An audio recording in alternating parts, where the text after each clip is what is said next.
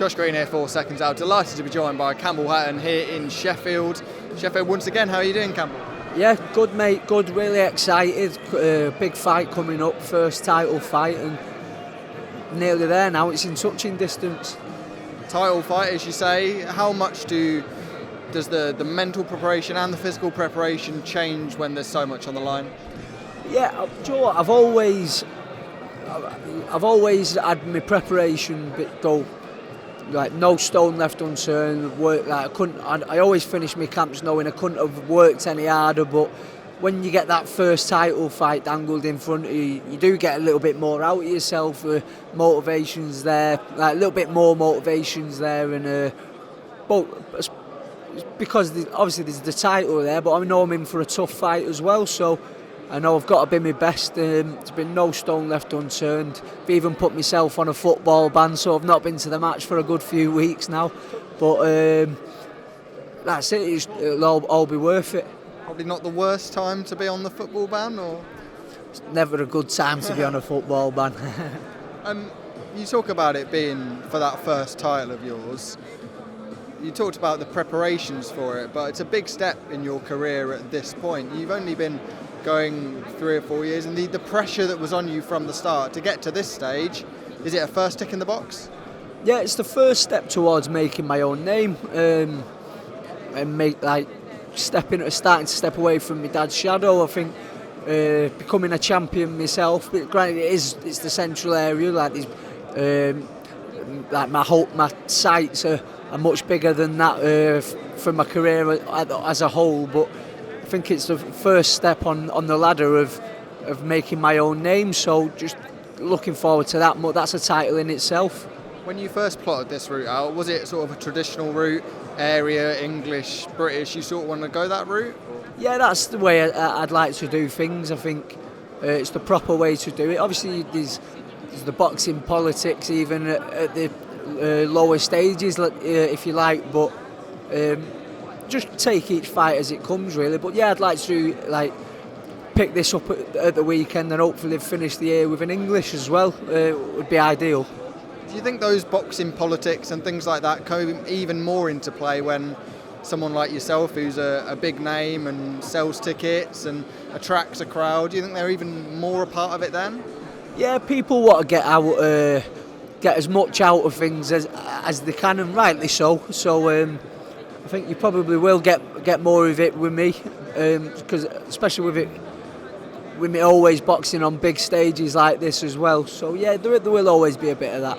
I'd like to reflect on sort of your career to date. You've got to a stage where you're well into it. You're sort of progressing from a prospect now into the next stage. Is that how it feels for you?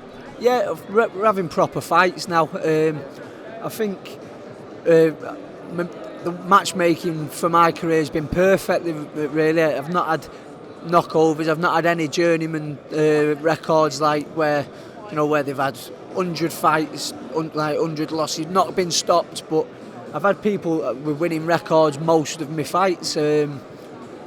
So I think that's going to stand me in good stead, but they have still been coming for a payday sometimes, as you see at the early stages of fighters' career. But now I know these fights are proper. He's going to want to come away with his belt, and he's going to do everything he can to try and do that. So I know it gets real now, and I think I've had my learning fights, and you don't stop learning, but this is where it starts getting serious. You talked about sort of the struggles, and earlier in your career you maybe didn't get the credit for some of the performances. Was that difficult to deal with at the time? And it does feel like that sort of waned a little bit and we're not seeing as much of that.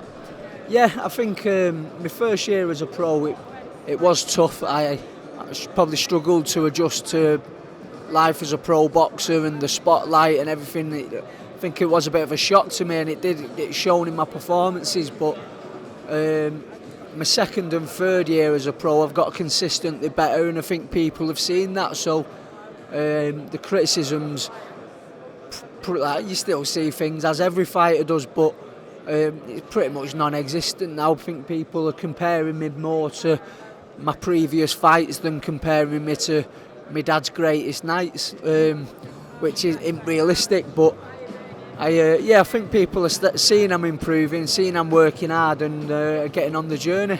How did you sort of take it when you were compared to your dad? It's obviously a big compliment because he was a magnificent fighter himself, but you obviously want to be your own man, your own fighter and make your own legacy. Yeah, it is. It's hard because it's an unrealistic comparison. I think it's dead easy to do it, but people compare me starting out to my dad who was boxing for world titles, and like they sort of compared me to him at his best, and I'm at even now I'm still right I'm like a baby in the game really. So it's like a bit of an unrealistic approach to it, but it is like everyone's guilty of it. It's hard not to, and I think the more people saw me, the more they compared me to my earlier fights and saw, yeah, he's getting better, and I've been improving quite quickly. So I think people know like I've got a long way to go, but I'm getting there. I'll ask you quickly on the main event. Dalton Smith, a big step up against Jose Zepeda. He does go in there as a favourite, but Zepeda, a 3-time world title challenger, puts Dalton into that top 10, closer to that world title. How do you see it going? Yeah, it's a tough fight for Dalton. He's in there with a world-class operator who's established at world level, but I think that we're going to see. I think that's going to bring the best out of Dalton. I think he's had a few fights where he was going in there expecting to win, and then he got the fight. I forgot his name now. What was his last? His last opponent, Sam Maxwell, and I think when he knew he was in there with a good, credible opponent like that, we saw the best of Dalton Smith, and I think it's going to be the same again. I think he'll raise his game and look really good. Of course, you're part of 258 management. I've got to ask you an Anthony Joshua question. Your thoughts on his destructive performance against Francis Ngannou? Seems like AJ's back. He had those stale performances since the Usyk fight where it looked like he was a little bit gun shy and things like that, a bit reluctant to let his hands go, but he never lost any physical attributes. So I used to say to my mates when we'd be talking about him, I'd say he can get it back. It's just like it's easier said than done, but physically he's still the same animal, but like mentally he was having a bit of a battle, and it seems like he's over that now. So there's no reason why he can't be in his prime now. Does it feel like that public perception's changing again with AJ? There was for quite a while, probably about 18 months, 2 years, where he was under a lot of pressure. Probably the British public didn't see him quite on that top level with Tyson Fury anymore, but it seems although that's coming back. Yeah, I've felt it myself, how fickle boxing can be. One performance to the next, people's opinion can change, but when you're in the spotlight like AJ, it's going to be magnified, isn't it? So, but like you say, he was underperforming, so people were. I think for a period, he wasn't on the level of your Furies and Usyks, but I think this version of AJ could beat them all. Does he beat Fury now, do you think? You can only go off previous performances, and I think you've got to say he does. I think we'll have a better indication when we see him in there with Usyk, because you've got to give him the benefit that he underprepared for the Ngannou fight, but at the minute, like looking at it from past performances, you've got to say AJ beats him. Final one, we'll bring it back to you. What happens on Saturday night?